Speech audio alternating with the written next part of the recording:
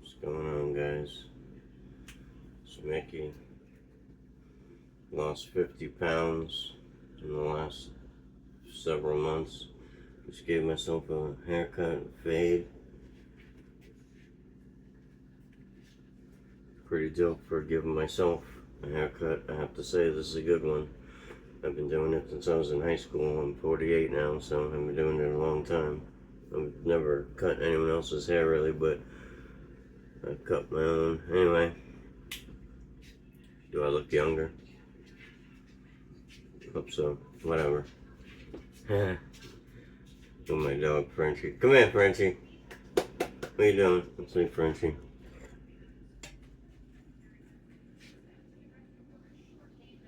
Let's see, Frenchie.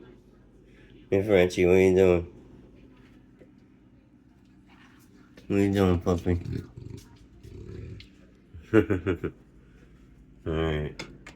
Yeah. That's my boy. My boy Frenchie. AKA the unit.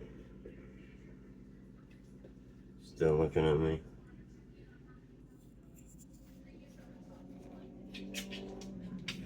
Alright, I'm gonna stop doing that. Alright, so today is a day for me that lives in infamy in my mind. This date, July 29th, is the date that I found my father when he took his own life. About a year after my mother died, a year and 10 days to be exact, after the first anniversary of my mother's death. We lost her from breast cancer in '98, July 19th, and then July 29th of '99, my father took his own life, and I'm the one who found him, so it's pretty crazy. It was with my daughter's mother, Sita. God rest her soul too. God rest my father's soul and Sita. I was with her. I just got my own apartment, which really gives me a lot of survivor's guilt because he did it pretty soon after I moved out. About a month. I don't know, I can't even think about how long it was exactly, a month or so, a couple of months that he did that when I moved out. And it was like, he wanted to be with my mother. He said, fuck the world, fuck everything. And anyway, Sita was with me, and my father, what happened was he hung himself from a doorknob in the bedroom, and I go into the bed. I was coming in there to just say, check on everything, and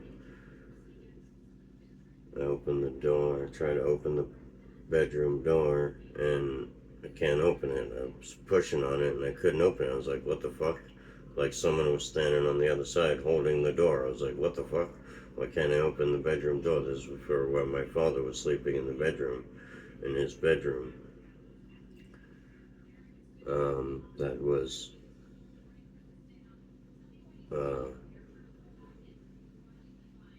this date 26 years ago.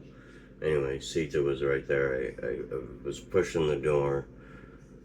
It's hard for me to tell the story. I'm sorry, I'm all over the place. I'm like, my father passed down his manic depression to me, so they call it bipolar nowadays anyway. But so I pushed open the door. He was on the ground laying there. He was already cold to the touch. But I tried to, he had an electrical cord around his neck from the doorknob. He cut the electrical cord off a lamp, and that's what he used to tie around his neck. So I untied that, even though I knew he was already gone. I had told Sita to stop, stay back, just stay there. And she was like, what's going on? I was like, just stay right there, I'll be there, I'll talk to you in a minute. So I was like trying to wake him up still, but he was already cold, and I knew he was gone. And then I just stopped trying to take the thing off his neck, the electrical cord. That's why I hate electrical cords to this day. I can't even see an electrical cord without thinking about it. Or wear a tie. I can't wear a tie anymore because on my neck it's too tight and it feels like it bothers me. It gives me anxiety. But the point is that, time for me has in some ways stood still in my life. I've been stuck in a way since then. It rewired my brain, Even though I raised a daughter since then, my daughter's 25. She's doing great. I love her. She's moving closer to me soon, so I'm so happy about that. But, yeah, anyway, then she was born the next year after my father took his own life. My daughter was born the next year after I lost both of my parents in 1998 and 99. My daughter was born in 2000, so I like to consider my daughter the reincarnation of my mother. We lost my mother to breast cancer.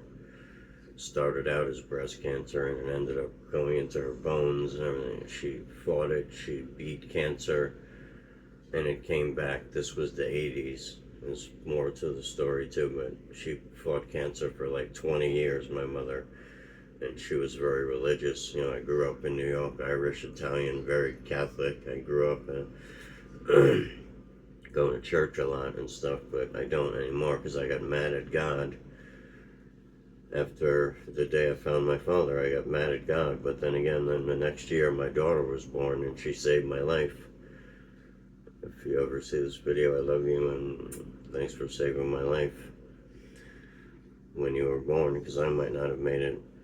But now, lo and behold, I've passed down my manic depression and stuff to my daughter, so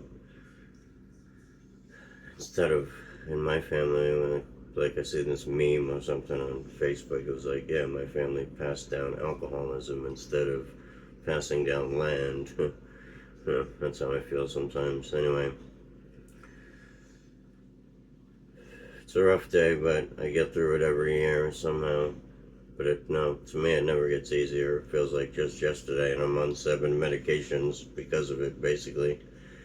Anyway, I like to talk to you guys. This is a serious one, serious topic, but death is part of life, but this type of death shouldn't be part of life. Suicide and finding your father after suicide should not be a part of life. But it made me, I guess, partly made me who I am today anyway. I'm going to stop this for now, and you guys have a good day. I love you. Sorry. See you later.